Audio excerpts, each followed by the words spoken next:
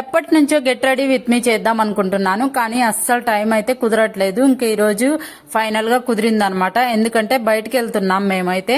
ఇంకా ఎక్కడికి అనుకుంటున్నారా, ఒక ఫంక్షన్ ఉందనమాట చిన్నది, అక్కడికి వెళ్తున్నాం అనమాట. అందుకని చెప్పేసి సింపుల్ గా రెడీ అవుదాం, అంత హెవీగా అవసరం లేదని చెప్పేసి రెడీ అవుతున్నాను. డ్రెస్ అయితే వేసుకొని సింపుల్ గా రెడీ అయ్యాను. ఇంకా క్లచ్ పెట్టేసుకున్నాను హెయిర్ కి.